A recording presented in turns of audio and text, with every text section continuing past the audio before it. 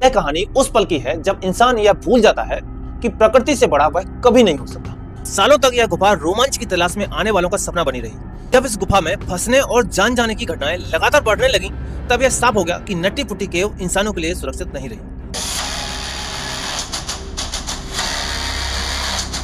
मई 2009 में कड़े और सीमित नियमों के साथ गुफा को पेशेवर लोगों के लिए दोबारा खोल दिया गया। यह फैसला इतिहास की सबसे बड़ी भूलों में से एक था। उस शाम जॉन अपने भाई जोशुआ जोन्स और कुछ दोस्तों के साथ नट्टी पुट्टी केव जाने का प्लान बनाकर निकला था। उसने सोचा थोड़ा आगे जाकर देखेगा और लौट आएगा।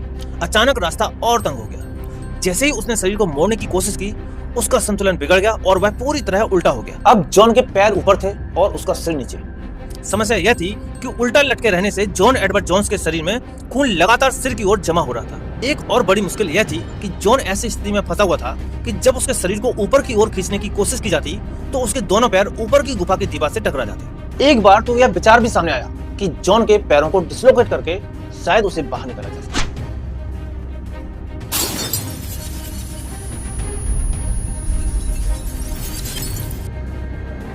यह कहानी किसी डरावनी फिल्म की स्क्रिप्ट नहीं है और ना ही कोई रोमांचक जीत। यह कहानी उस पल की है जब इंसान यह भूल जाता है कि प्रकृति से बड़ा वह कभी नहीं हो सकता। अमेरिका के यूटा स्टेट में यूटा लेक के पास पहाड़ियों के बीच जमीन के अंदर एक गुफा है, नट्टी पुट्टी केव। बाहर से देखने पर यह जगह साधारण लगती है। कोई विशाल प्रवेश द्वार नहीं और ना कोई चेतावनी बोर्ड जो चिल्लाकर कहे कि अंदर मत आओ। बस जमीन में एक छोटा सा छेद जिसे देखकर लगता है कि यहाँ से कोई भी आ जा सकता है। लेकिन इस गुफा का स्वभाव अलग था। इसके अंदर की दीवारें चिकनी नहीं थी। वहाँ एक खास तरह की भूरे रंग की चिपचिपी मिट्टी थी जो हाथ लगते ही शरीर को पकड़ लेती थी। यही वजह थी कि स्थानीय लोगों ने इसे पुट्टी कहा और नाम पड़ा नट्टी पुट्टी केव। सालों तक यह गुफा रोमांच की तलाश में आने वालों का सपना बनी रही। स्काउट्स, कॉलेज स्टूडेंट्स, एडवेंचर प्रेमी सभी यहाँ आए, लेकिन बहुत कम लोगों ने जानने की कोशिश की कि इस गुफा का इतिहास क्या कहता है। कई लोग इसमें फंसे, कई बार रेस्क्यू ऑपरेशन चले, कई बार लोकल एडमिनिस्ट्रेशन ने चेतावनी दी कि यह गुफा सुरक्षित नहीं है।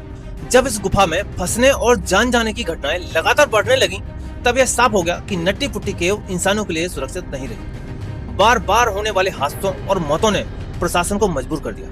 अंततः साल 2006 में इस गुफा को पूरी तरह बंद कर दिया गया। लोहे का गेट लगाया गया, लेकिन इंसानों की जिज्ञासा गेट से नहीं रुकती। लगातार दबाव और दलीलों के बाद मई 2009 में कड़े और सीमित नियमों के साथ गुफा को पेशेवर लोगों के लिए दोबारा खोल दिया गया। इसे एक नियंत्रित और पेशेवर व्यवस्था के तहत सुरक्षित बताया गया, लेकिन समय ने यह साबित कर दिया कि यह फैसला इतिहास की सबसे बड़ी भूलों में से एक था। 24 नवंबर 2009 की शाम थी। थैंक्सगिविंग से ठीक पहले का समय था। थैंक्सगिविंग अमेरिका का एक बड़ा त्योहार होता है जो हर साल नवंबर महीने के चौथे गुरुवार को मनाया जाता है। यह समय परिवार के साथ मिलने, छुट्टियों और धन्यवाद प्रकट करने का होता है। जॉन एडवर्ड जोन्स, उम्र 26 साल, एक होनहार मेडिकल स्टूडेंट, अपनी पत्नी एमिली जोन्स का पति और 1 साल की छोटी बच्ची लिजी का पिता। जॉन मेडिकल की पढ़ाई के सिलसिले में राज्य के बाहर रहता था, लेकिन छुट्टियों में वह परिवार से मिलने यूटा आया था। उस शाम जॉन अपने भाई जोशुआ जोन्स और कुछ दोस्तों के साथ नट्टी पुट्टी केव जाने का प्लान बनाकर निकला था, जिसके लिए उन्होंने लगभग 15 दिन पहले ही अनुमति ले ली थी। माहौल हल्का था, हंसी मजाक चल रहा था। किसी को भी अंदाजा नहीं था कि यह रात इतिहास में दर्ज होने वाली है।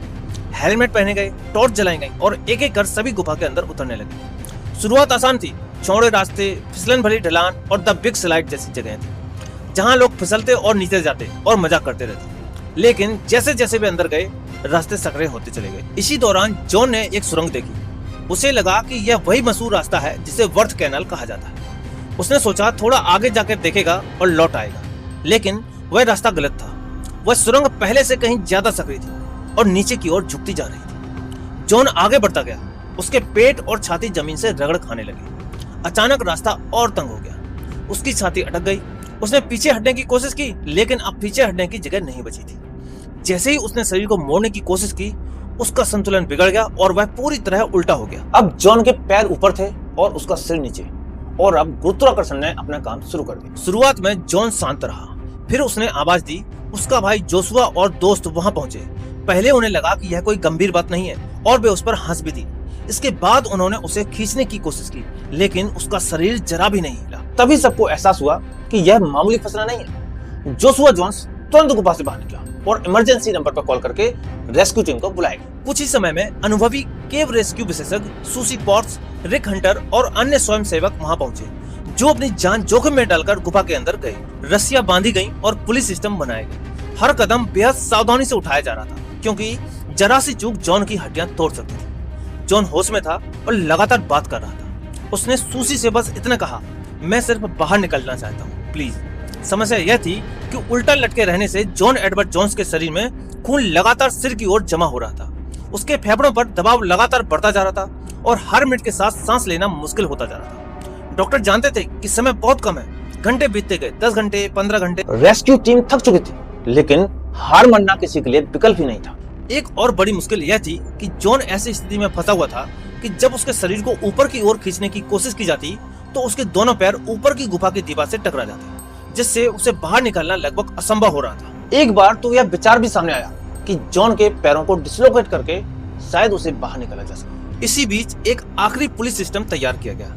योजना यह थी कि पुली और रस्सियों के सहारे जॉन को ऊपर की ओर खींचा जाएगा और लगा कि शायद अब जॉन बाहर आ जाएगा, लेकिन तभी पुलिस सिस्टम का एक हिस्सा फिसलकर बाहर आ गया। उस एक पल में सब कुछ बदल गया। जॉन की हालत अचानक बिगड़ने लगी। उसका दिल तेजी से धड़क रहा था और फिर धीरे धीरे थम गया। जमीन के अंदर लगभग 27 घंटे तक संघर्ष करने के बाद जॉन एडवर्ड जोन्स की सांसें हमेशा के लिए रुक गईं। गुफा के बाहर उसकी पत्नी एमिली अपनी 1 साल की बेटी लिजी को गोद में लिए खड़ी थी, जिसे इस बात का अंदाजा भी नहीं था कि उसका पति अब कभी बाहर नहीं आ पाएगा। इसके बाद सबसे कठिन फैसला लिया गया। जॉन के शरीर को बाहर निकालना संभव नहीं था, क्योंकि हर कोशिश रेस्क्यू टीम की जान को खतरे में डाल सकती थी। परिवार की सहमति से यह तय किया गया कि गुफा को हमेशा के लिए बंद कर दिया जाएगा। इसके बाद कंक्रीट डालकर सभी रास्ते सील कर दिए गए और नट्टी पुट्टी केव हमेशा के लिए जॉन एडवर्ड जोन्स की कब्र बन गई। आज नट्टी पुट्टी केव के बाहर एक स्मारक पट्टिका है।